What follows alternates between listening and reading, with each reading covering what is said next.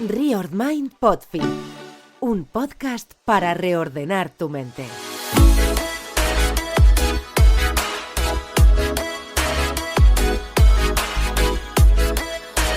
¿Qué sucede cuando el negocio crece al mismo tiempo que las personas? Hoy nos visita Juan de Dios Gómez Calmaestra, director de negocio de plásticos en Tecnia, grupo multinacional fabricante de componentes para la movilidad. Desde su rol, conecta estrategia, operaciones y talento en una compañía presente en 12 países y 22 plantas, partner de los principales fabricantes del sector. Con Juan de Dios hablaremos de liderazgo que alinea equipos y propósitos, de cómo operar en mercados y culturas diversas sin perder el pulso humano y de una industria que acelera hacia la nueva movilidad y la electrificación. También exploraremos por qué la sostenibilidad ya no es un anexo, sino un criterio que guía decisiones, desde requisitos ESG para proveedores hasta la innovación en planta y cómo se convierte en ventaja competitiva real. Prepárate para una historia de constancia, aprendizaje y visión práctica. Comienza una nueva conversación que promete remover mentes. Bienvenidos a una nueva edición de Reord Mind Podcast. Este es el Level 23. Enciende tu mente con Reord Mind Podfeed.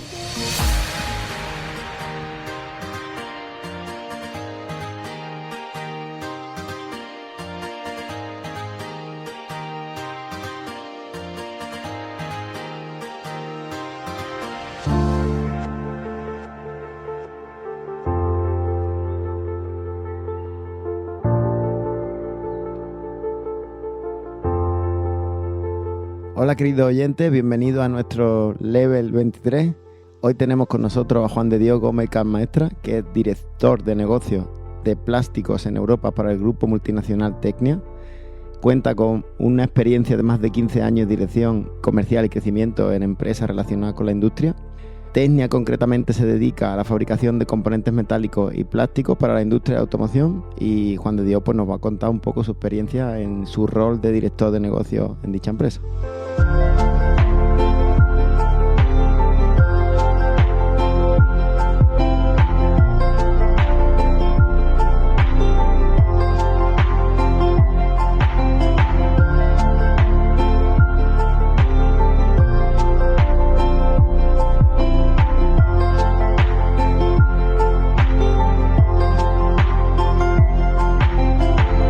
Bueno, pues como han dicho Manuel, Luis y Fran, ya tenemos aquí hoy con nosotros a Juan de Dios Gómez, aunque si él me deja le voy a llamar de aquí para adelante Juan de, si me deja, más que nada porque es muy largo. Así que, por supuesto que sí. Muy buena Juan de. Y luego, pues lo dicho, como siempre, tenemos aquí a Fran Nava. Hola, buenas. Manuel Luis Mena. ¿Qué tal? Encantado. Y nada, pues Juan de, lo que hemos dicho, esto es una conversación entre amigos, estamos aquí, aunque no sea de verdad tomando un café, pero estamos aquí como si estuviésemos tomando un café y vamos a comenzar. La típica pregunta de siempre que nos gusta hacer, que para que te presentes, cuéntanos un poquito quién es Juan de Dios Gómez Calmaestra.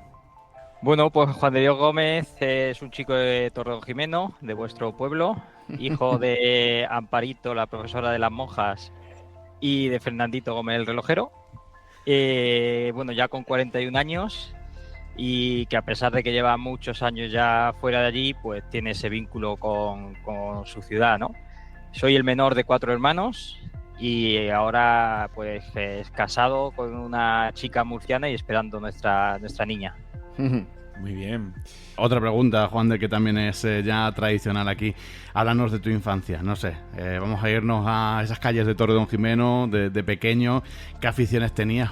Vamos a conocer un poquito a ese Juan de pequeño, ese Juan de joven.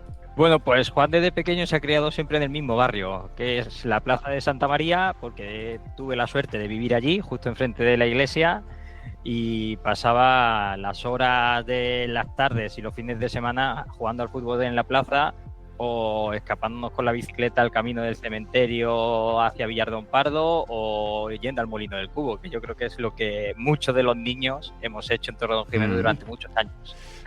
Bueno, para quien no conozca un poco Torredonjimeno, bueno, pues un pueblo pequeño, 14.000 habitantes, con mucho campo alrededor, mucho olivo alrededor, en medio de Jaén, de la Campiña Sur. Y pues Juan está un poco hablándonos de zona y... Estas de las charlas que el que sea de Torredonjimeno pues las va a disfrutar, ¿no? Porque está comentando pues sitios muy, muy recurrentes para los que somos de Torredonjimeno. Exacto. Y, Eso es. Y Juan ahora centrándonos un poco más en lo profesional, yo quería preguntarte cómo empezó tu camino profesional y cómo acaba siendo pues, una figura muy importante en todo el sector del plástico y de la automoción. Cuéntanos. Pues empezó de casualidad. Lo primero que tenéis que saber es que yo soy muy mal estudiante y mi primer año de universidad me fui a estudiar Ingeniería Superior a Sevilla, pero volví a Jaén al año siguiente porque aprobé solo una asignatura y mis padres me dijeron que no podía continuar fuera. Y continué estudiando Ingeniería Técnica Industrial en Jaén. La verdad es que los primeros años espabilé, pero pronto me di cuenta de que me gustaba más la parte práctica que la parte de teórica y estudiar las asignaturas como tal. Y cuando llevaba como 3 años en Jaén, 2 años y medio, perdón, en Jaén, descubrí el programa Ícaro, que era en aquella época, y no sé si sigue siendo actualmente, el programa de becas de las universidades de la Junta de Andalucía y conexión con las empresas, y solicité una beca en una empresa en Martos, Tecnia, que es proveedora de Valeo. Y tuve la suerte, me llamaron para entrevista y empecé como becario, trabajando 3 horas al día de lunes a viernes mientras que estudiaba.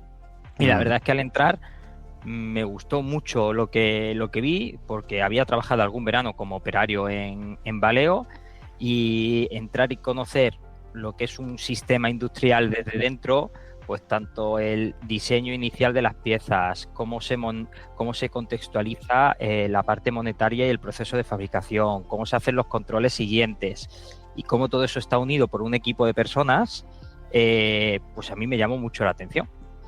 Y tuve la gran suerte pues de que la empresa donde comencé a trabajar, Tecnia, es una empresa familiar que durante muchísimos años, y de hecho a día de hoy sigue siendo una empresa que apuesta por el talento interno. Y después de varios años en Tecnia Martos, trabajando en el departamento de un poco ingeniería comercial, incluso en producción estuve un tiempo, escuché una oportunidad en una reunión de una nueva actividad industrial en Brasil. Eso era el año 2011 aproximadamente, y me ofrecí como voluntario para marcharme a Brasil, sin saber lo que iba a hacer. Era un sitio donde no había una fábrica, pero sabía que quería montar un equipo para empezar con la actividad de inyección de plásticos en Brasil, que era una de las tecnologías en las que trabaja Tecnia. Y surgió la oportunidad de irme a Brasil. Inicialmente me iba a ir con un compañero que era el responsable de moldes, y yo iba a estar en la parte, podemos decir, de desarrollo de negocio, contacto con clientes, pero finalmente ese compañero nunca llegó a viajar. ¿Te fuiste solo al final? Me fui solo, y aquí viene la primera para mí anécdota importante de mi vida profesional. Te iba a preguntar que con qué edad también. Pues ahí tenía 26 años, apenas. Y días antes de volar, me llamó el CEO en aquel momento de la empresa y me preguntó qué tal las primeras reuniones con el que iba a ser mi responsable en Brasil. Y pues yo es que soy muy sencillo y muy directo. Le dije, pues Javier, la verdad es que me ha parecido un poco subnormal, pero yo tengo ya un compromiso con vosotros y me tengo que ir a Brasil. Y me dijo que no me preocupara, que iban a hablar con él la siguiente semana cuando íbamos a estar todos en Brasil. Y al llegar al aeropuerto de Madrid, me acuerdo, despegó el avión, cierro los ojos y me acuerdo todavía del momento. Estaba el capitán diciendo que estábamos a la altura de las Azores, y se acercó hacia mí el CEO, se sentó a mi lado y me dijo, Juan, tengo que comentarte algo, y es que cuando lleguemos a Brasil vamos a despedir al director que hemos contratado para implementar la tecnología de plástico. ¿Y cómo ves quedarte tú como responsable de la implantación allí? Así directamente, Pues ya te llega... El ascenso en el avión, ¿no? Todavía no había empezado a trabajar y ya tenía el ascenso. Claro, imaginaros, a ver, 26 años, 2 años de experiencia laboral. Mi frase fue, Javier, pues es que no tengo ni idea de lo que tengo que hacer. pero si vosotros me echáis una mano, yo voy a Brasil a trabajar. Y yo eso siempre lo digo y lo cuento. Yo me convertí de la nada en director general de una empresa que además no existía, y que quien trabaja en el área industrial sabe lo difícil que es implementar una industria o una fábrica desde cero, con 26 años en un avión. Madre mía. Vale, Juan, pues entonces, con todo lo que nos estás contando, la pregunta que quería hacerte era que qué momentos decisivos crees que ha habido en tu carrera, que si había sido alguna oferta inesperada, alguna reubicación, pero con lo que nos estás contando, no sé si dirías que ese es uno de los momentos clave que te ha ayudado o llevado a donde estás ahora, o incluso identificaría alguno más, por si nos los puedes contar. Puedes decir, pues mira, además del que estoy contando, pues no sé, otro. Uh-huh. A ver, yo creo que el momento clave en mi desarrollo profesional es, uno, aceptar que yo no era buen estudiante y al entrar en el trabajo descubrir que era lo que me gustaba, porque yo a día de hoy sigo sin tener una licenciatura o un título universitario. Lo segundo es la oportunidad de la beca, fue un segundo paso importante, ese momento en el que la coges. Y obviamente el principal es ese momento a Brasil, que es estar, como se suele decir, en el momento justo, en el lugar adecuado. Uh-huh. Es cierto que después de eso ha habido mucho trabajo detrás, pero vamos a saltar muy rápido 2 años en Brasil. Pero 2 años después en Brasil, la fábrica estaba funcionando, pasamos de 0 a 180 personas, de no tener nada más que un terreno, pues una fábrica con una capacidad de producción de 18 millones de euros, pero que era una fábrica que perdía dinero. Y ahí yo recuerdo una frase de mi padre que me decía siempre: hijo, tú cuando no sepas qué hacer o te sientas perdido, tú reconócelo, porque mejor reconocerlo en el momento justo a que te pillen mintiendo o haciendo o intentando hacer algo que no eres capaz. O que se te vaya de las manos totalmente, ¿no? Efectivamente. Y también el dueño de Tecnia, antes de irme a Brasil, antes incluso de saber que iba a ser gente, me dijo: Juan de Dios, todo el mundo tiene un nivel de incompetencia.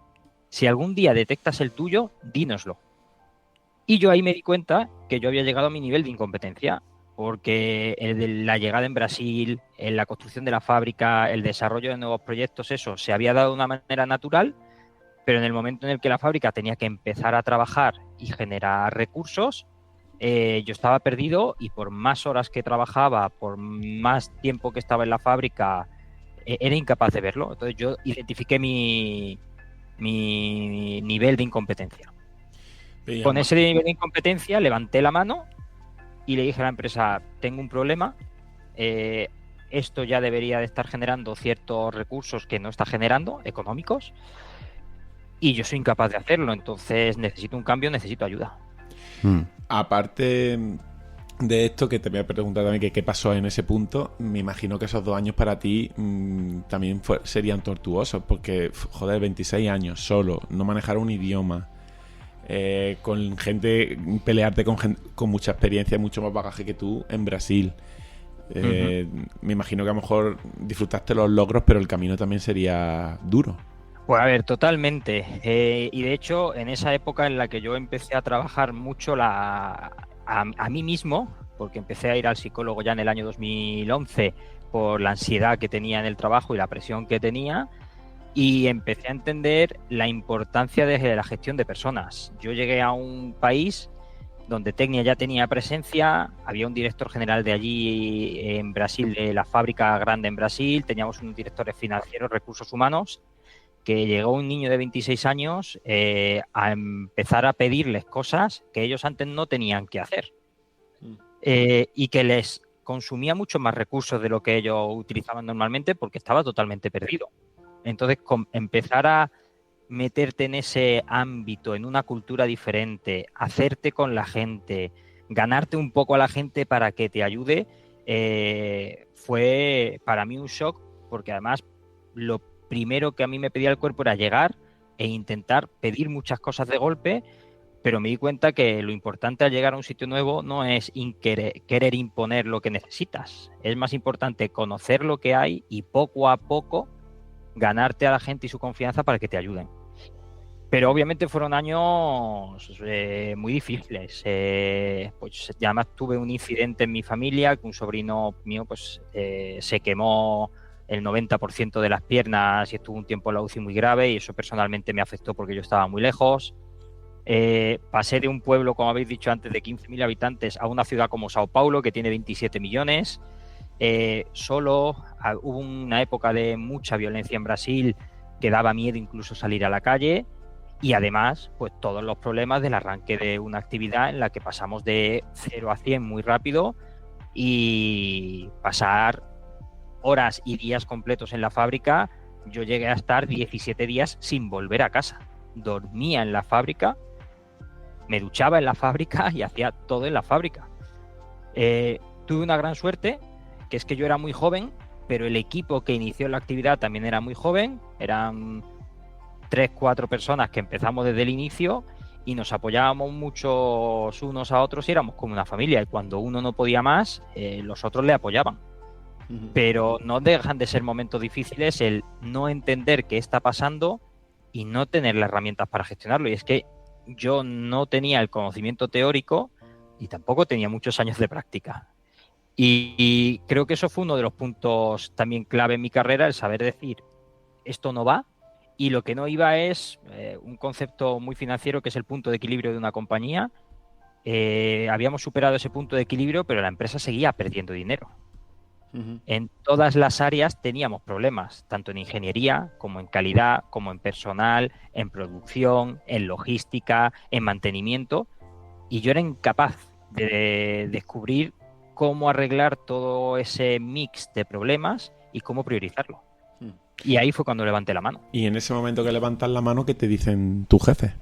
Pues mira, primero ellos ya se habían dado cuenta, obviamente, porque llevábamos varios meses en la misma situación, y me ofrecieron ayuda.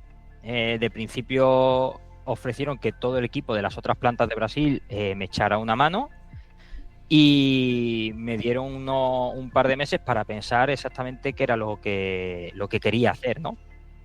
Y me ofrecieron 3 posibilidades. Una era continuar en Brasil como responsable de desarrollo de negocio para todo Brasil.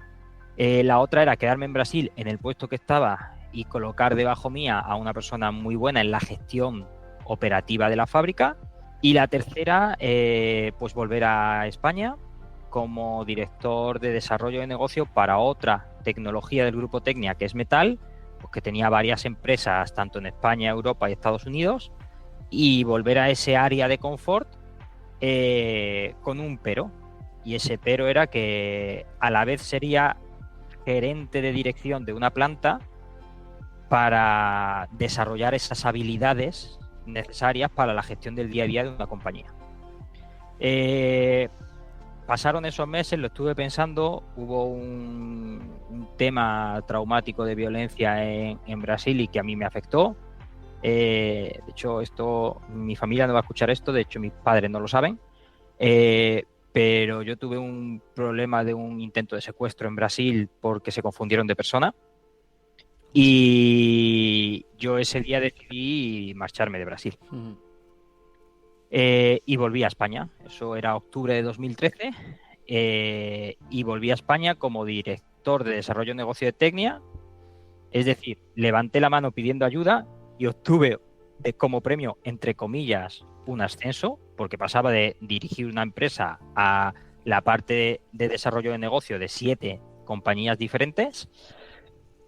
Y además con la ayuda y el soporte, al ser la mano derecha del mejor director de planta para mí que tiene el Grupo Tecnia y que ha tenido el Grupo Tecnia. ¿Puede ser Rendón? No, Ricardo Aguiluz. Ricardo Aguiluz, sí. La cosa es que al final la empresa ahí un poco, digamos que también estaba premiando tu esfuerzo y te estaba potenciando, ¿no? Aún viendo, y me imagino que también ante esa honestidad de saber decir, oye... Verían potencial también, ¿no? Cuando ven que las cosas no terminan de ir, pero te siguen dando la oportunidad, verían que querían seguir teniéndote ahí.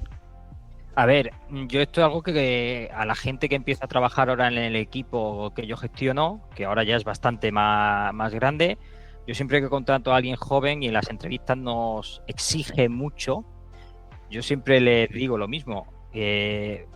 antes de pedir nada hay que demostrar y sobre todo hay que esforzarse mucho. Yo creo que la humildad en aquel momento de decir no puedo más, pero el haber estado 2 años y medio prácticamente, entre comillas, como yo digo, sin vida, dedicándote al 100% a la labor que te habían encomendado, eso tiene sus frutos. Y para mí ese fruto fue que, a pesar de fracasar en cierta manera, y yo lo digo abiertamente, en esa misión de crear una fábrica y que esa fábrica funcione, a pesar de ese fracaso, ellos me dieron la oportunidad de vamos a ayudarte para que la próxima vez que tengas una situación como esta la puedas enfrentar. Además, con todo lo aprendido, ¿no? Con todo lo aprendido de esa situación. Eso sí que es una suerte, sí. Efectivamente. La verdad es que la siguiente pregunta viene genial, ¿no? Porque te vamos a preguntar precisamente por esos factores, ¿no? Que crees que te han ayudado a crecer dentro de las organizaciones donde has estado hasta llegar a tu rol actual. A ver, ya lo he dicho un poco en la pregunta anterior, pero yo creo que lo primero es la humildad ante todo, el esfuerzo y sobre todo creo que lo más importante para cualquier directivo y para que cualquier directivo crezca es que el equipo que está por debajo de él crezca y lo haga brillar. Entonces yo tengo la gran suerte que en Brasil éramos un equipo muy joven, pero que todos estábamos a una y que si las cosas funcionaban o no y si se veía el esfuerzo o no, era por todo el equipo. Y eso a mí me ayudó a destacar, entre comillas. Cuando vine a Europa, era un equipo que estaba muy desestructurado. Empezamos a generar terapias de gestión de equipo, a generar convivencia entre ellos y desarrollar esas afinidades para que todos se sintieran parte de una misma familia. Y la evolución natural llevó a que hubiese mejores resultados por parte del equipo y al final ese gestor del equipo vuelve a salir.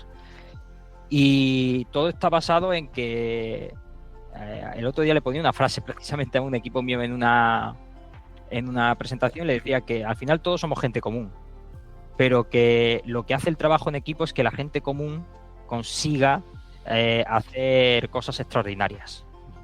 Entonces cada uno individualmente podemos llegar a un punto, pero si nos juntamos 2 personas no llegamos a 2 puntos más, podemos llegar a 3 o a 4 si trabajamos en común. Por lo tanto, humildad, trabajo en equipo y esfuerzo. No hay más. Y Juan me consta que tenía una empresa que tiene presencia en muchos países, internacional, y que trabaja tecnología distinta.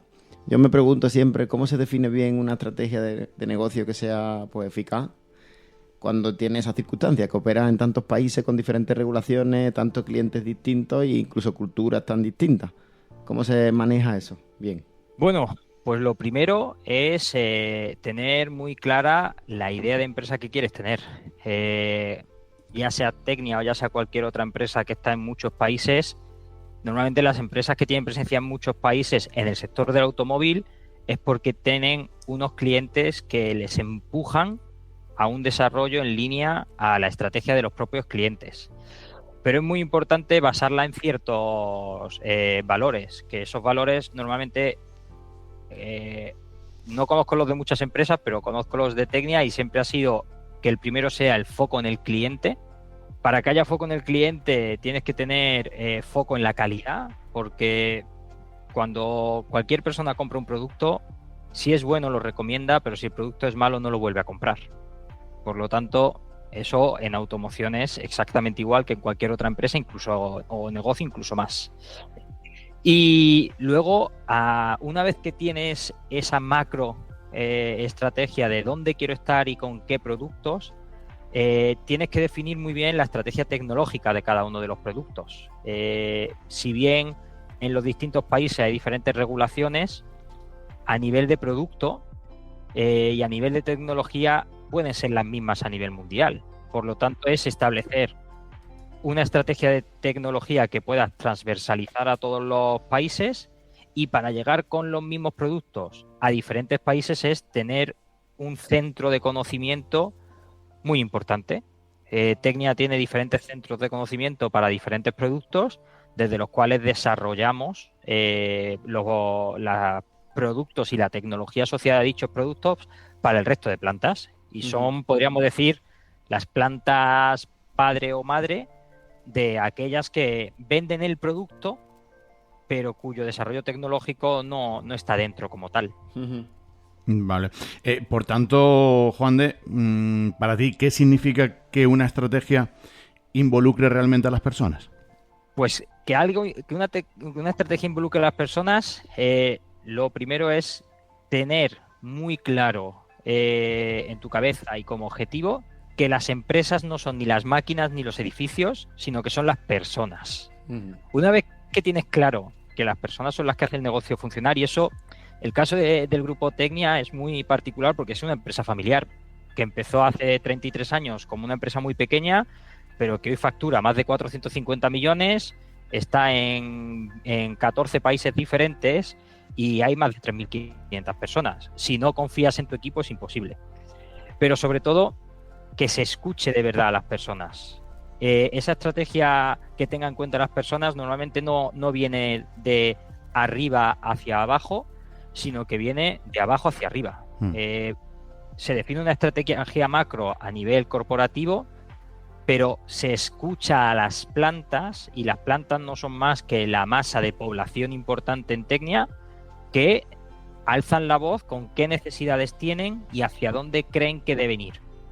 El 95% de los ingenieros de proceso de Tecnia, o el 99%, están en las plantas. Por lo tanto, el corporativo tiene muy claro unos objetivos macro, económicos, tecnológicos y de desarrollo, pero cómo llegar a esos objetivos se define principalmente desde las plantas y escuchando a la gente que tienes, como se diría en Brasil, en el chão de fábrica, en el suelo de la fábrica, que son ellos que conocen los problemas del día a día y que tienen la experiencia para hacerte ver qué puedes mejorar y qué no. ¿Cómo se logra que los equipos estén alineados con los objetivos que tiene el corporativo, que tiene la empresa, tanto técnico como de venta? ¿Cómo se logra que esa gente se alinee con los valores de la empresa? Y se motive para llegar a esos objetivos. A ver, haciéndoles partícipes de las decisiones. Por ejemplo, yo me pongo como ejemplo en las plantas que yo gestiono y en la business que yo gestiono, que al final somos 1.200 personas, es que los gerentes de cada una de las plantas, y yo también lo hago, estamos con la gente mínimo 4 veces al año explicándoles cuál es la situación de la empresa a nivel de ventas, resultados, inversiones, problemas de mantenimiento y demás. Les hacemos partícipes de lo que está pasando en el día a día, les contamos qué problemas vemos nosotros y en qué queremos trabajar, y hay siempre un hueco para que ellos nos digan qué opinan de eso que estamos diciendo o en qué creen que estamos equivocados. Y eso es algo que cambia una empresa radicalmente. De hecho, yo cuando cogí la responsabilidad que tengo ahora, ese feedback a los trabajadores no se hacía, incluso no se hacía desde el gerente de la planta con su equipo directo. Y es parte básica para que la gente entienda con transparencia qué es lo que está pasando y se sientan partícipes. No es lo mismo asumir que no vamos a hacer una inversión porque lo dice el gerente, a que el gerente explique todo lo que está pasando y diga, bueno, y esta inversión que teníamos planeada la tenemos que retrasar porque, como veis, tenemos un problema de contracción de mercado, tenemos un problema de calidad que nos está quitando recursos por otro lado, etcétera, etcétera. Es muy importante la transparencia, como yo digo, hasta cierto punto. No puedes decirle a todo el mundo todo lo que está pasando, pero sí que ellos tengan de primera mano tanto el equipo de confianza que tengas como la masa de población, toda aquella información que puedan tener a su disposición. Vamos, creo que estás sentando cátedra, pero bueno. Te iba a preguntar ahora, ¿cómo crees que ha influido tu experiencia internacional, el que hayas podido trabajar en diferentes mercados, con diferentes culturas, plantas, clientes, en esta forma que nos comentas de liderar los equipos? Pues de una manera muy, muy, muy importante. Al final, yo he tenido la suerte de vivir en Brasil, he vivido en México, he vivido en País Vasco, que aunque es España, siendo andaluz, la cultura es totalmente diferente. Y yo ya he trabajado con personas que hacía números el otro día con más de 17 o 18 nacionalidades diferentes.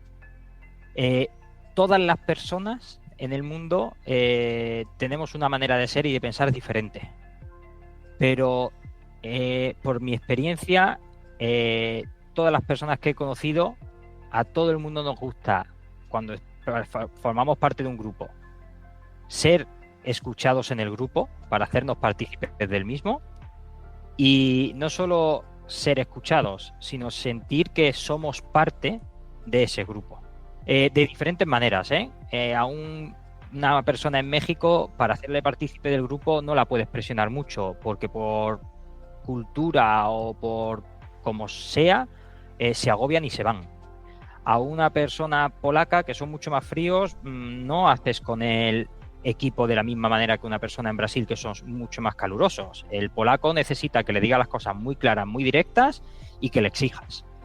Pero eso no lo puedes hacer con una persona en Marruecos. Por lo tanto, adaptar el mensaje a cada cultura es imprescindible, pero siempre con una base, que es cómo puedo hacerle partícipe de lo que está pasando para que me dé los resultados que yo también necesito. Al final, hay que ser un poco egoísta como directivo. Tú lo que necesitas es, como dice el dueño de Tecnia, 5 cosas. 5 objetivos tiene cualquier directivo. El primero es que la empresa gane dinero. El segundo, que gane más dinero. El tercero, que gane mucho más dinero. El cuarto es hacer bien tu trabajo. Y el quinto es tener contento a tu jefe. Que parecen una tontería y de hecho nos estamos riendo. Pero es que no existe ninguna empresa, excepto las ONGs, que no esté enfocada en ganar dinero. Bueno, y para ganar dinero hay mucho detrás. Claro, pero incluso los trabajadores, ¿no? Al final nosotros podemos pretender que nos guste, amemos más o menos nuestro trabajo, pero al final todo el mundo trabaja para conseguir dinero.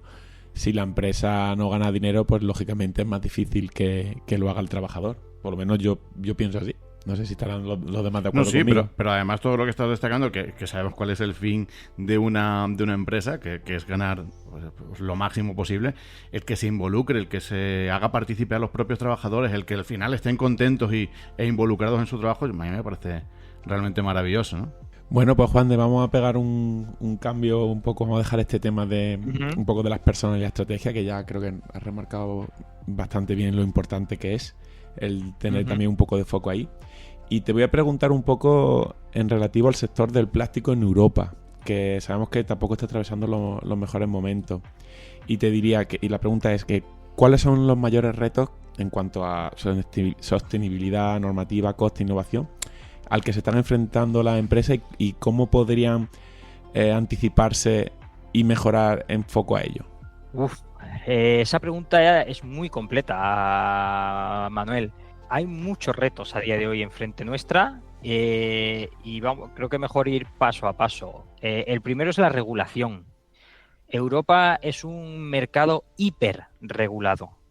De hecho, siempre se dice que Europa regula, Estados Unidos promueve y China lo hace. Y en Europa tenemos ahora mismo una paradoja muy importante, porque estamos abanderando un movimiento a nivel mundial en pro de la sostenibilidad y del futuro, muy relacionado con el medio ambiente, pero Europa es muy pequeña comparada con el mundo y esa hiperregularización de las empresas, ese crecimiento en las demandas políticas y de medio ambiente incrementan de manera muy importante los costes en cualquier compañía. Por lo tanto, en el sector del plástico, que además es una empresa que no está bien vista por la contaminación y por ser un producto que viene derivado del petróleo, por sus problemas con la gestión de reciclaje y demás, nos enfrentamos a un panorama en el que estamos en medio de dos caminos. La nueva regularización que se da, pero por otro lado hay grandes empresas químicas que no quieren caminar en la misma dirección que la regulación.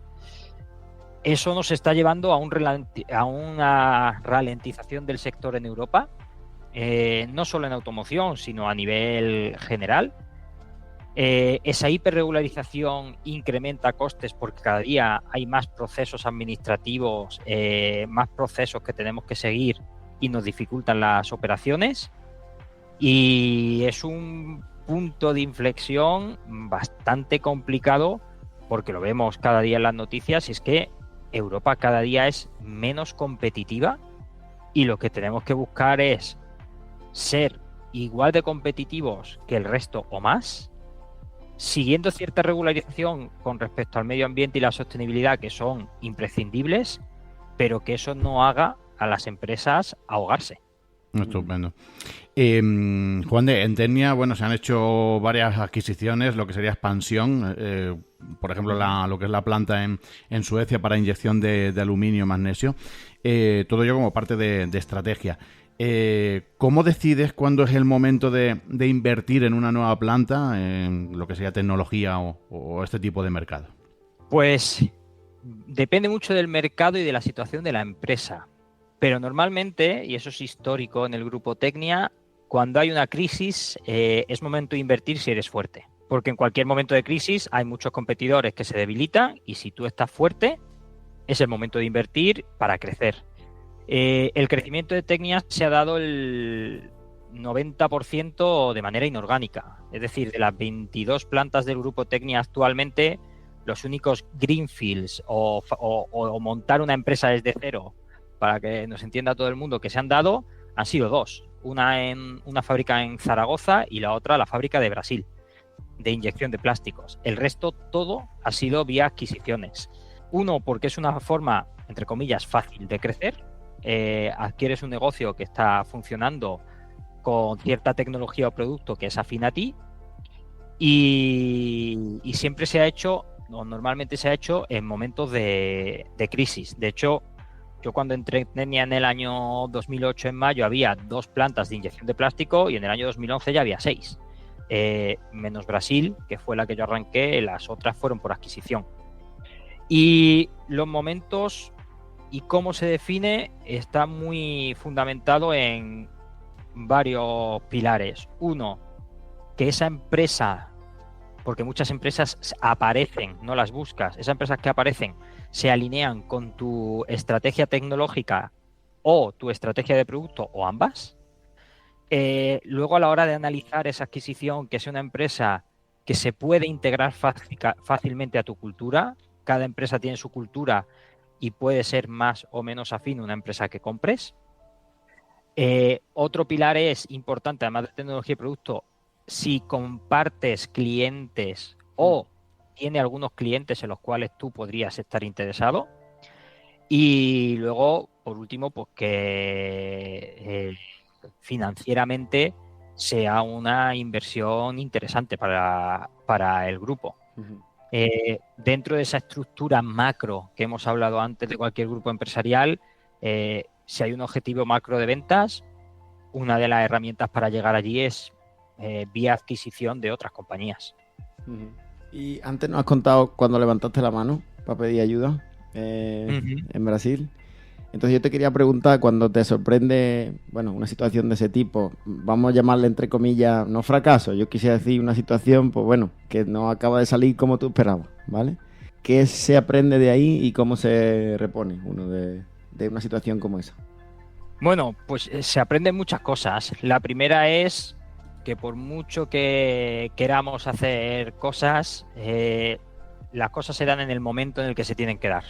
Y no por mucho madrugar amanece más temprano, podríamos decirlo. No por hacer las cosas antes vas a llegar al éxito antes o a la meta antes. Eso para mí es un aprendizaje súper importante. El segundo, que es algo que se reforzó mucho, es que si no eres capaz de hacer algo, es mucho mejor levantar la mano y pedir ayuda que intentar resolverlo por orgullo, porque eso te puede hacer fracasar y cavarte tu propia tumba. Eso sin duda.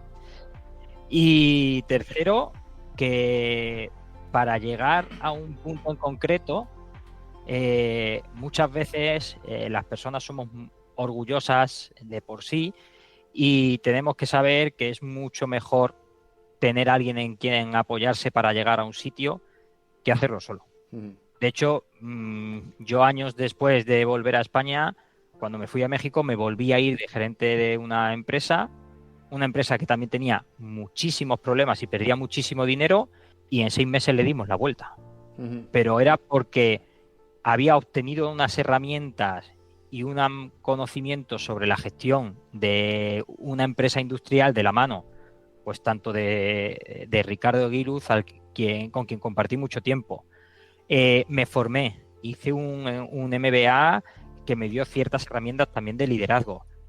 Y sobre todo porque reflexioné sobre todo aquello que había hecho mal, entre comillas, en Brasil, y lo principal era a veces no dejarme asesorar. O sea que es importante saber escuchar también a quien tienes cerca. Volvemos a lo mismo. Por supuesto, y sobre todo, no solo a quien tienes cerca que tú consideras que debes escuchar, sino a cualquier persona que tengas cerca, porque puede ser que esa persona lo que te diga de verdad no tenga ninguna influencia, pero puede ser que sí, ya sea un directivo de otra empresa, ya sea un trabajador de una máquina que te para a las 2 de la mañana y te dice: oye, Juan de Dios, es que aquí lo que está pasando es esto, y es que yo en este tal estoy incómodo tal, y las piezas no están bien colocadas, y eso puede generar un problema. Que cualquier comentario lo tomes de una manera como una crítica positiva y lo analices para de verdad ver si te ayuda o no te ayuda. Se me está ocurriendo un poco por dónde está yendo esta conversación contigo. La importancia de entonces también de buscar un mentor, ¿no? O buscar mentores a la hora de crecer. Y además, mira, yo ahora estoy como voluntario en la Fundación de Tecnia siendo mentor de startups pequeñitas que no tienen nada que ver con el sector en el que trabajo. Y yo me he dado cuenta que mi rol dentro de la empresa hoy es a todas las personas de mi equipo que me reportan a mí, ayudarles como ese mentor que a mí me ayudó a crecer en el grupo Tecnia, o los diferentes mentores que me ayudaron a crecer tanto en el grupo Tecnia como fuera profesionalmente. Pero yo también utilizo, entre comillas, como mentores a la gente que me reporta a mí, porque ellos ven cosas en el día a día que yo ya no estoy y me hacen reflexionar sobre la gestión de la compañía. Entonces, aunque el mentor siempre se vea que va de arriba hacia abajo, muchas veces el mentor lo podemos tener en nuestro propio equipo o por debajo nuestra. Está claro. Es muy importante saber escuchar, ¿no? Y no darlo todo por hecho, porque se puede aprender de cualquier sitio, ¿no? Y de donde uno menos puede esperar, ¿no? Juan de, yo, a ver, esta pregunta como te la lanzo, porque, a ver, nosotros desde aquí, cuando hemos hecho muchas entrevistas, es verdad que intentamos un poco animar a la gente a que emprenda, ¿no? Y tal, pero también siendo conscientes de que hoy en día quizás muchos youtubers, mucha información, mucho tal, dulcifica el tema del emprendimiento, sin decir pues que tiene su riesgo y su esfuerzo, ¿no? Creo que una carrera como la tuya, con todo lo que nos estás contando, queda claro que aparte de estar en el momento y lugar adecuados, tener esa suerte, digamos, entre comillas, está claro que tuviste que estar tuviste que hacer un esfuerzo brutal, tuviste muchísima constancia, y eso ha hecho posible que lógicamente pues ese ascenso profesional te haya llevado a donde estás hoy en día.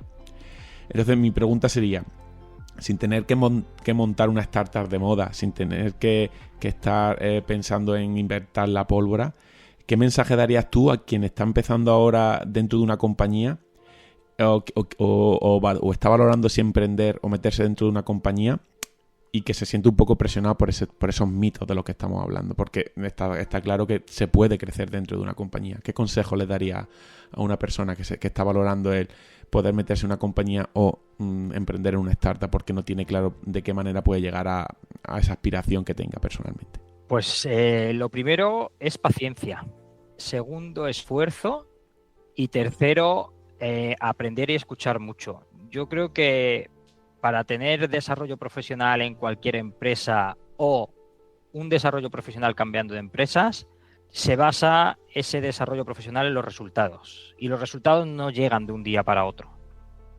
Al final, una carrera profesional no es una carrera de 100 metros, es una maratón en la que tienes que ir pasando etapas de esa maratón o kilómetros, y que cada día vas suponiendo un esfuerzo mayor, porque cuanto más suben los kilómetros, más complicada se hace esa maratón. Por lo tanto, creo que es muy importante tener constancia, tener esfuerzo, hacer las cosas siempre muy en línea con tus valores y escuchar y aprender qué es lo que necesita la empresa o las empresas y qué puedes darles tú para llegar a su objetivo. Porque si bien puedes tener un área de desarrollo profesional en cualquier tipo de departamento, si escuchas que hay otro departamento o otro área de la empresa que puede haber un desarrollo, aunque no se ajuste 100% a ti, es muy probable que tus habilidades y tus competencias personales y profesionales sí se puedan adaptar. Por lo tanto, no enfocarte solo a un camino, sino estar abierto a potenciales caminos que haya en paralelo y hacer esa escucha sin dejar de trabajar y de generar tu propio resultado o tu propia, podríamos decir que se habla mucho, marca personal dentro de la empresa. Pero esa marca personal no se genera de un día para otro, requiere mucho trabajo y mucho esfuerzo. Has hablado de los youtubers y yo tengo un sobrino de 16 años que quiere ser youtuber. Y un día le expliqué que escuchara podcast de youtubers o viese vídeos en los que analizaban cuántas horas trabajan, cuánto esfuerzo le han dedicado, porque llegar a la cima no llega todo el mundo haciendo 4 vídeos. Para llegar a la cima tienes que tener una idea que sea buena, tienes que tener un público que te la compre, pero tienes que dedicarle una cantidad de esfuerzo brutal. Y eso es que se da en cualquier ámbito de la vida, ya seas emprendedor o seas trabajador de una empresa. Si no eres constante, si no luchas por ir hacia esa meta que te han marcado y eres capaz de escuchar a los demás y salvar los problemas que te encuentres en el camino, va a ser imposible que crezcas. Porque nadie da duros a pesetas y lo que sube muy rápido puede bajar muy rápido también. Está clarísimo. La verdad es que bueno, la charla está siendo súper interesante y estamos conociendo mucho de ti, ¿no? Y de la manera de entender todo lo que sería. ¿Cómo crees, siguiendo un poco con todo lo que estás comentando, cómo crees que alguien puede construir su carrera? Pensando, ya estamos viendo que tienes una manera de pensar y una manera de hacer las cosas en técnica muy, muy interesante, no solo pensando en resultados económicos. ¿Cómo alguien puede construir su carrera no solo pensando en resultados económicos, sino, pues eso, en crecimiento personal, en aprendizaje, en contribución? Bueno, a ver, dicen que nadie, esto es una frase de Víctor Coopers, que nadie puede ser un buen directivo si no es buena persona. Aunque los hay, ¿eh? Aunque los hay. Bueno, hay buenos directivos que no sé si son buenas personas, pero es mucho más complicado llegar a eso. Yo creo que llegar a cualquier desarrollo profesional, sea y con enfoque no solo en los resultados, sino en cualquier otro ámbito, lo más importante es ser buena persona. Y de hecho, yo en una empresa en la que trabajé, que no era Tecnia, en México, pintamos en la pared una teoría, entre comillas, que para mí es la que llevo en mi día a día en cualquier empresa y llevo en mi vida, que es la teoría de las 5 Cs. Y es una pirámide que para llegar al último punto o al tope de la pirámide, al final tienes que ir haciendo niveles. Y el primer nivel es, uno, la comunicación. Si no te comunicas y no aprendes a escuchar, porque la comunicación tiene que ser en ambos sentidos, va a ser difícil crecer. Y además esa comunicación tiene que ser una comunicación receptiva. Por un lado, cuando alguien te hable, ser receptivo y aprender qué puedes sacar de bueno de esa persona, de esa conversación. Y cuando tú comunicas a alguien, hacerlo con humildad, intentando siempre ayudarle. Esa comunicación normalmente en un equipo o en una empresa genera compañerismo, y ese compañerismo nos hace a todos trabajar en línea pero para ser un buen compañero tienes que ser buena persona y te has tenido que comunicar con humildad y con ganas de ayudar. Porque ese compañerismo lo que va a generar es que cuando alguien del equipo necesita algo más, va a tener confianza en que otra persona, en caso de necesidad, le va a ayudar, o en el momento en el que necesite un consejo, se lo va a dar. Y por lo tanto, que vamos ya al cuarto peldaño, con comunicación efectiva y positiva, con humildad y con calidad en la comunicación, perdón. Vamos a generar un equipo. Ese equipo, si confían los unos en los otros, lo único que va a generar es que el trabajo que hagan va a ser un trabajo bien hecho, con los mínimos errores posibles y por lo tanto con una calidad, ya sea en resultados económicos, procesos, analíticos o de investigación, brutales. Y todo eso nos va a llevar a un cliente, que el cliente puede ser el que nos compra las piezas o puede ser, como yo digo, un cliente interno. Puede ser que otro departamento que necesite nuestra ayuda, cuando venga y nos pregunte, el equipo que tenemos, la respuesta que le va a dar siempre va a ser la mejor posible y buscando ayudarles. Sin los valores humanos de respeto, de confianza, de esfuerzo y de humildad, para mí es imposible generar una carrera profesional. El que intenta crecer o crece pisoteando a los demás siempre va a vivir con una incertidumbre. Es ¿quién va a intentar pisarme a mí? Porque si yo lo estoy haciendo, hay alguien que me lo va a intentar hacer a mí. Qué grande. Por lo tanto, es mucho mejor crecer ayudando a todo el mundo y siendo una buena persona que lo contrario. Porque de la manera contraria puedes llegar a la cima mucho más rápido posiblemente, pero puede ser que tu vida ahí arriba sea muy corta. Y si de verdad te quieres mantener en una posición o ir creciendo, si lo que has ido dejando detrás es sólido, aunque alguna vez falles, vas a caer con gente que te apoya. A ver, por hacer resumen, Juan de las 5 C: compañerismo, confianza, calidad, comunicación Y nos falta una. y el cliente, ¿no? La primera es la comunicación, segunda compañerismo, tercera confianza, la cuarta calidad y la quinta, que es el top, cliente. Porque al final es el objetivo de cualquier profesional, ya sea el cliente, su jefe, sus inversores o sus compañeros de otro departamento a los que les tiene que dar algo, tiene que ser el objetivo, darles algo y que ellos confíen en ti. Qué bueno. Juan, ahora en la situación en la que estamos viviendo, por ejemplo, el sector del plástico o de la automoción en general, para una empresa como Tecnia o parecidas, ¿cómo de importante es la gestión de la innovación? ¿Vale? ¿Y cómo se hace eso en Tecnia? ¿Se hace con equipos dedicados, colaborando con universidades, con los clientes mismos, sabiendo qué es lo que necesitan? ¿Cómo de importante es y cómo se gestiona? A ver, en cualquier empresa,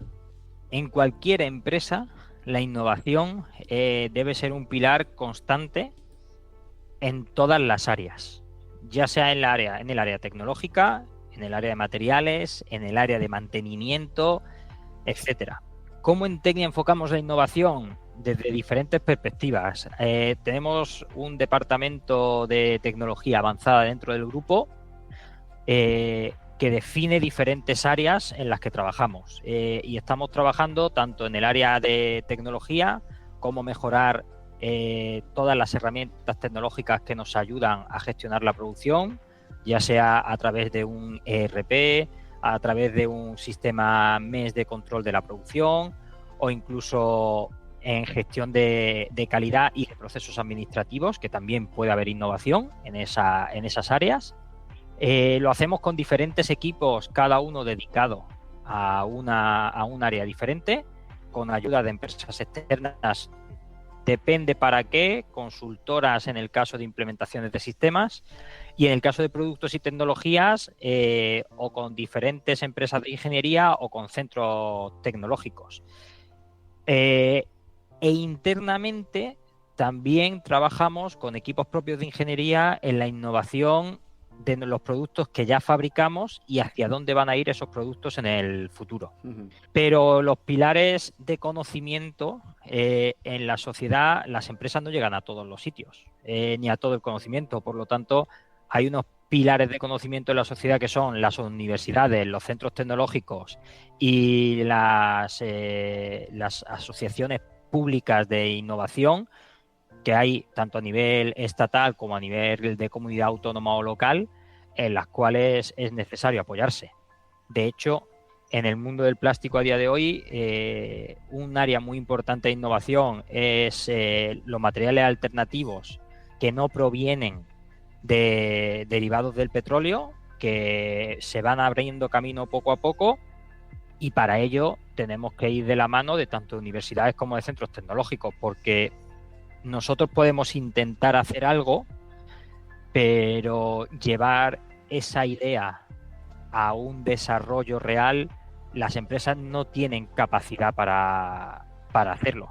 Esa capacidad viene dada por otros estamentos oficiales que tienen más tiempo, más recursos y esa capacidad de análisis a más largo plazo. La siguiente pregunta, Juan de... ya no hemos hablado antes de que a las empresas hoy en día se enfrenta a temas de sostenibilidad, a temas de regulación, y al final todo eso tiene que ir lidiado con una estrategia.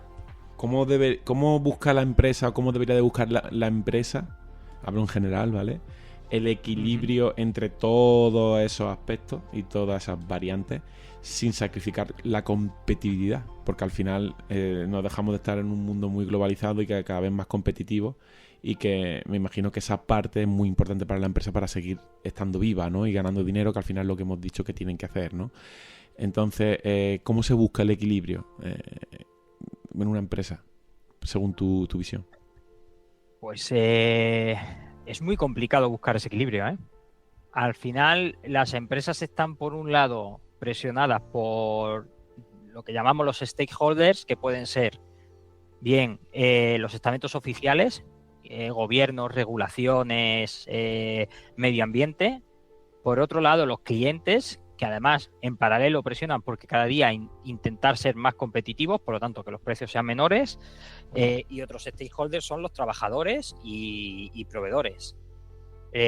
Lo más importante para buscar el equilibrio es llegar a trabajar con todos los stakeholders en paralelo y no priorizar unos sobre otros, sino intentar coordinarlos todos en la manera de lo posible, en la mayor medida de lo posible. ¿Por qué? Porque si desbalanceas ese equilibrio, va a ser el momento en el que la balanza empiece a irse y luego va a ser muy difícil de remontar. Hablando principalmente, como has estado comentando, en la parte de regulación, nuevas regulaciones que están existiendo, competitividad, etcétera, creo que las empresas van a un ritmo muy diferente al que quieren ir los políticos. Y esas políticas se desarrollan se desarrollan de una manera muy unilateral, pensando solo en el rédito político que van a obtener de la misma y en el rédito social, pero no piensan en la realidad de la implementación. Nosotros ponemos siempre el ejemplo muy claro. La Unión Europea dijo creo que en el año 2021, a partir del año 2025 se dejan de producir vehículos 100% de combustibles fósiles en Europa, y a partir de 2030 está prohibido la venta. Pero nadie pensó que hay una serie de inversiones que se realizan en las industrias que tienen un periodo de amortización de entre 10, 15, 20 años, que se realizaron en el año 2021, una semana antes de ese lanzamiento, y que no se pueden quizá usar para esa nueva estrategia que ellos están definiendo. Por lo tanto, el tiempo y el equilibrio del tiempo es una de las medidas más importantes, porque es imposible, como he dicho antes, es imposible correr antes de andar, es imposible llegar al objetivo muy rápido. porque eso puede hacer que en el camino perdamos muchas áreas. Y lo que está pasando a día de hoy en Europa, que es en el contexto en el que estamos hablando, quizás es que nos dormimos durante mucho tiempo mientras otros iban avanzando. En el caso especialmente de China, por ejemplo, que lleva más de 10, 15, 20 años desarrollando vehículos híbridos eléctricos para llegar a una madurez como la que tienen a día de hoy.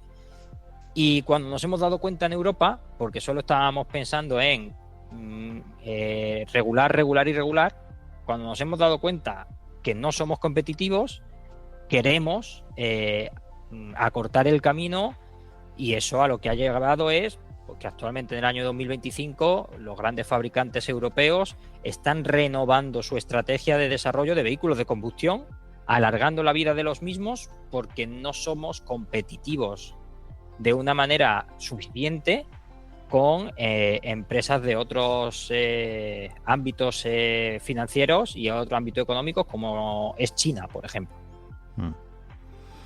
Está claro. Estamos, nos quedan poquitas preguntas ya, ¿no? De las las generales. Y esta es muy chula, es una pregunta muy, muy interesante. Si tienes que pensarla, la piensas, porque queremos que, si tuvieras que vamos a describir un poco tu carrera profesional, pero vamos hasta el día de hoy, pero lo vamos a hacer describiéndola como si fuera una película o un cómic. ¿Qué título le pondrías? ¿Cuál sería también esa escena que podría definir ese punto de inflexión? Vamos a contar tu historia como si de una película se tratara. Esto es difícil, ¿eh? Es difícil. ¿Cómo ponerle un título a una vida profesional, a una carrera profesional? Es muy complicado. A ver, yo es que como siempre busco lo positivo a todo. Quería un título de una película que es muy bonito, aunque la película es dura, es La vida es bella. Vale, nos puede valer, ¿no? Sí, vamos, yo creo que es perfecto. No sé si hay algún punto de inflexión, ¿no? En esa película, ¿no? Porque bueno, ya te hemos estado escuchando, ¿no? Momentos complicados, la verdad es que como si de una película se tratara, ¿no? Momentos en los que todo cambia, todo empieza a ir muy bien, de pronto hay ahí una caída. La verdad es que hay puntos interesantes en esa película que puede ser tu vida, ¿no? De hecho, hay otro punto de inflexión importante en mi vida, y es que yo dejé Tecnia durante unos años, me fui a trabajar al grupo Irizar, que es el fabricante de autobuses vasco, y cuando llevaba apenas 3 años con ellos, la persona con la que trabajaba en México, que era el chofer que me ayudaba con los viajes y demás, me encontró un día en casa tirado en el suelo. Fui al hospital y en el hospital se dieron cuenta de que tenía todo el estómago, todo el sistema digestivo reventado, tenía problemas intestinales, tenía varias úlceras, estaba prácticamente deshidratado, tenía anemia y había adelgazado en un mes prácticamente 8 o 10 kilos. Estaba totalmente desnutrido. Y yo cuando desperté en el hospital, mi madre, cuando los llamé, me dijo: hijo mío, es que en los últimos 3 años parece que has envejecido 10. ¿Crees que merece la pena todo esto? Y la verdad es que yo me di cuenta de que mi físico no lo quería dejar de lado por culpa de un trabajo, y lo había estado dejando de lado. Y ese fue un punto de inflexión muy importante para mí, porque estaba en una empresa donde tenía un reconocimiento profesional muy bueno, en el sector en el que estaba en México tenía un reconocimiento cultural y social muy bueno, pero quise hacer las maletas e irme porque no estaba dispuesto a seguir así. ¿Y dónde te ves, Juan, en los próximos 5 y en los próximos 10 años? ¿Y qué te gustaría dejar como legado? Pues en los próximos 5 lo tengo muy claro. Yo en los próximos 5 creo y me veo seguir residiendo en Madrid.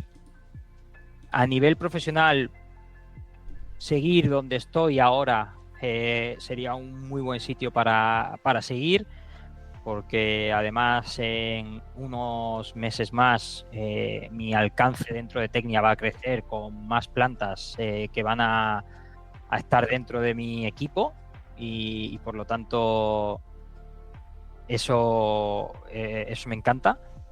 Y en 10 años se me hace difícil, porque para que os hagáis una idea, yo en los últimos 10 años me he mudado de casa 8 veces y he cambiado 5 veces de posición de trabajo, por lo tanto es muy complicado definirme.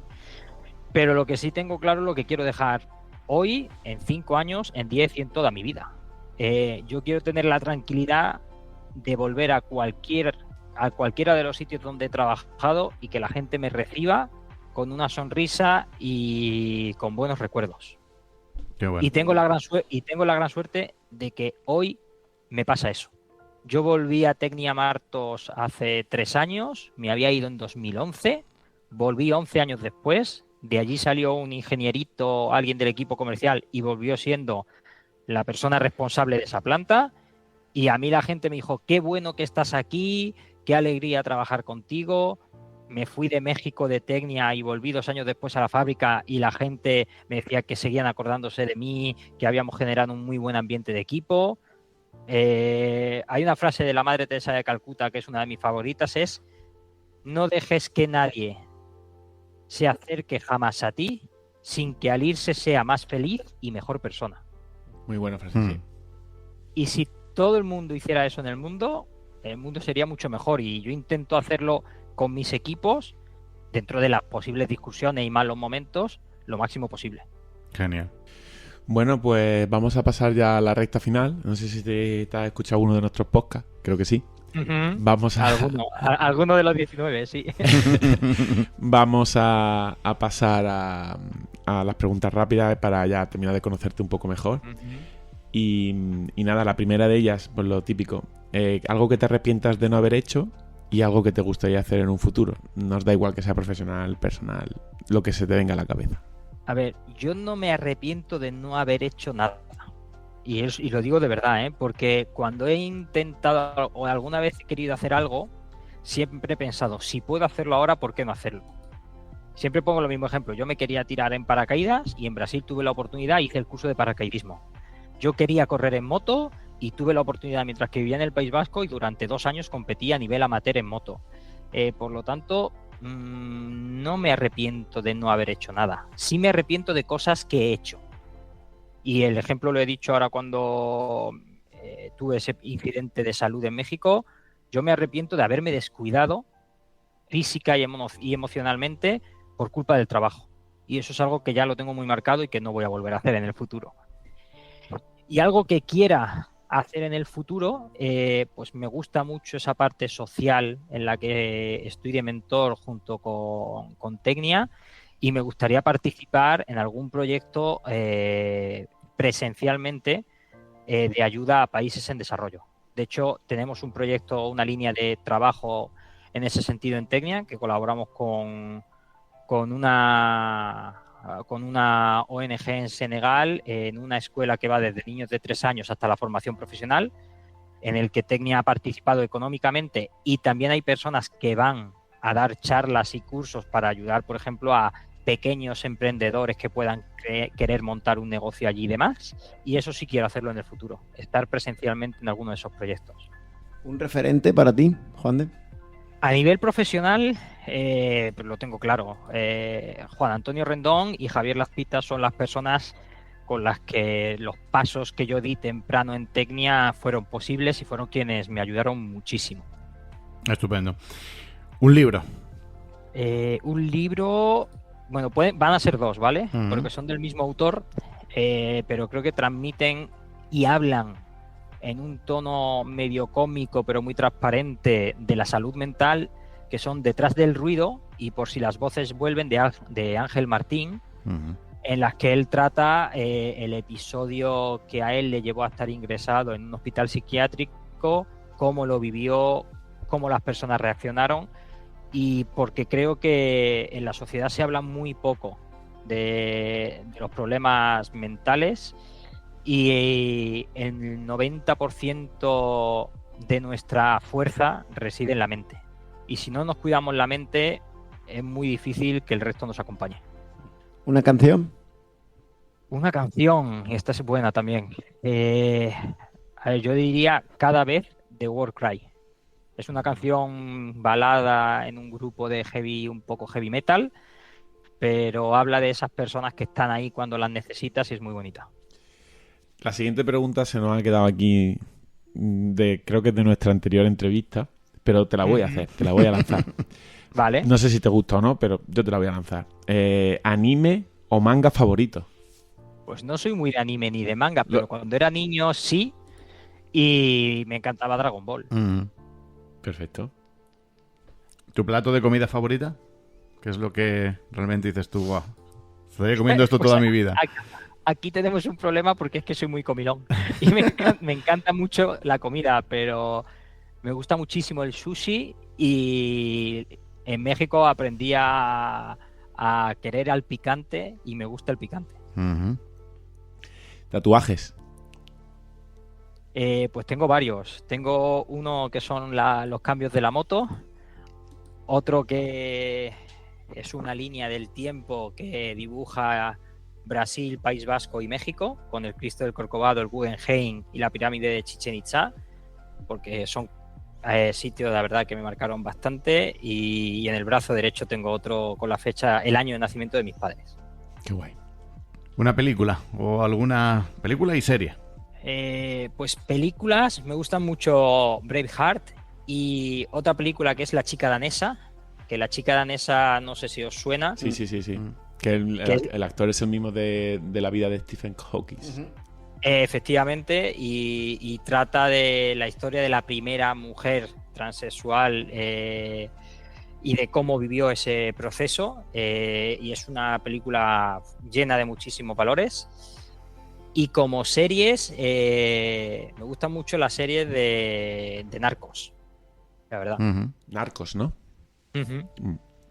Bueno, la siguiente pregunta, como ya escuchamos veces el podcast, pues lo sabes, viene ya de nuestro anterior invitado, Vale. que fue David de Nakama Ramen, que no sé si lleva mucho tiempo de venir por aquí, pero es un restaurante que han abierto en Jaén con Sí, me suena. muy temático, tema anime, manga y demás, y que está triunfando. Y él nos dejaba la pregunta para ti, que sin saber quién eras, que es ¿qué personaje de anime, serie o videojuego, porque te pillase algo, crees que serías? A ver, un personaje o de un videojuego o de anime. O de serie, o sea, cualquier cosa, un personaje serie. ficticio. A ver, hay una serie que se llama Suits.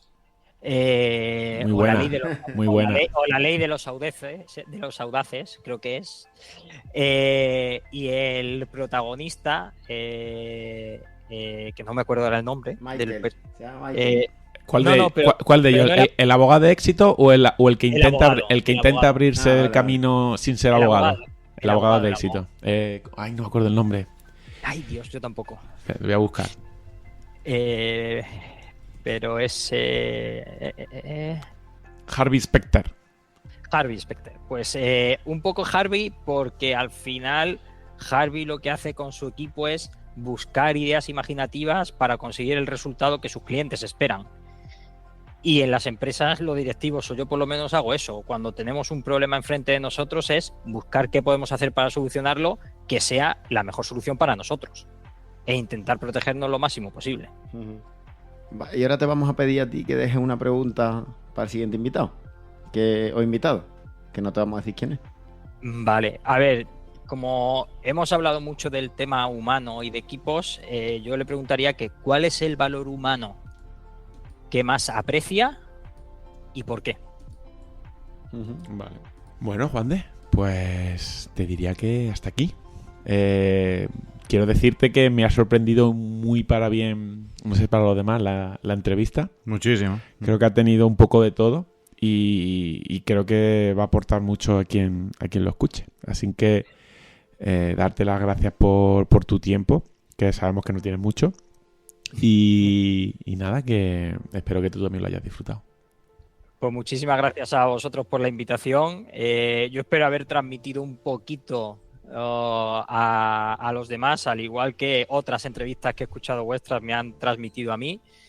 Y desearos todo el éxito del mundo, que poco a poco la gente entienda diferentes puntos de vista y sobre todo para los jóvenes, que escuchando a diferentes personas con diferentes perspectivas se hagan la suya propia siendo realistas y no según lo que venden las redes sociales, que eso es muy peligroso. La verdad es que es maravilloso escuchar a Juan de, ¿no? Y el ver, bueno, pues una historia importante en una gran empresa y bueno, pues ver que se pueden hacer las cosas de una manera muy, muy cercana, muy personal, pues la verdad es que da mucha alegría, ¿no? Ese trato humano tan fundamental que muchas veces parece como que en la gran empresa se pierde. Así que bueno, escucharte la verdad es que ha sido una pasada. Así que enhorabuena por todo el trabajo, por todos los objetivos conseguidos y bueno, pues te seguimos de cerca. Además de Torredonjimeno siempre alegra, ¿no? Saber que a alguien de Torredonjimeno le van bien las cosas y es agradecerte enormemente el que hayas compartido este rato aquí con nosotros. Pues enhorabuena y muchísimas gracias, Juan de. Gracias. Consigue tus objetivos. Reord Mind Podfeed.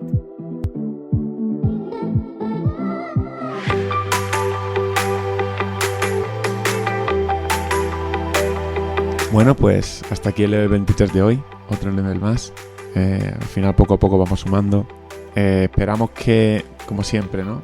Todo lo que hacemos os guste. Dejadnos en comentarios cualquier de las plataformas que nos escuchéis a quién os gustaría que entrevistáramos y que podamos mejorar, ¿no? Dejadnos un poco de feedback y como siempre, si podéis, pues darnos cariño en esas mismas redes, dándonos estrellitas, corazones y nada, esperamos como siempre que hayáis disfrutado de esto y nos vemos en la próxima.